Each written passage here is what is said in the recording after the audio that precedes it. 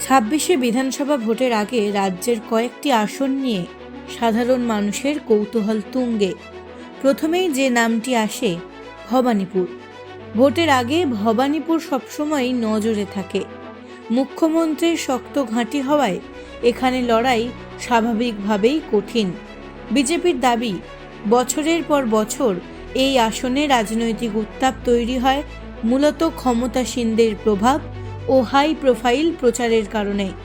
বিরোধীদের লক্ষ্য থাকে এই আসন ভেদ করা। সব মিলিয়ে ভবানীপুরে ভোট মানেই কড়া প্রতিদ্বন্দ্বিতা ও বাড়তি উত্তেজনা। এরপর নন্দীগ্রাম। 2011 সালের আন্দোলন থেকে শুরু। নন্দীগ্রামের নাম রাজনীতির ইতিহাসে স্থায়ী হয়ে গেছে। আগের নির্বাচনেই এই আসনে শুভেন্দু মমতা হাই ভোল্টেজ লড়াই দেখেছে গোটা দেশ। তাই এবারেও জনমানসে বড় প্রত্যাশা, কে এগোবে? আবারও কি হাই প্রোফাইল সংঘর্ষ হবে? খড়গপুর সদর এই আসনটি শিক্ষাকেন্দ্র আর ছাত্র যুব ভোট বড় ভূমিকা রাখে। অনেক মানুষ কাজের কারণে বাইরে থাকেন, ফলে ভোটে অনিশ্চয়তা বাড়ে। কোন পক্ষ সুবিধা নেবে সেটাই মূল প্রশ্ন।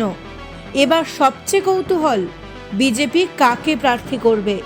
দিলীপ ঘোষ নাকি হিরণ?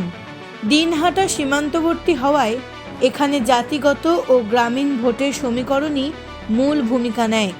প্রতি নির্বাচনে হাড্ডাহাড্ডি লড়াই হয় এবং সামান্য ব্যবধানেই ফল বদলে যায়।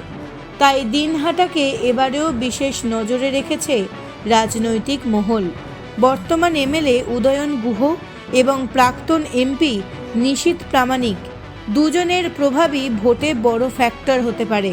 মোট কথা, বাংলা ভোটে অসংখ্য আসন থাকলেও এসব কয়েকটিতে দৃষ্টি থাকবে সারা রাজ্যের, এমনকি জাতীয় রাজনীতিরও।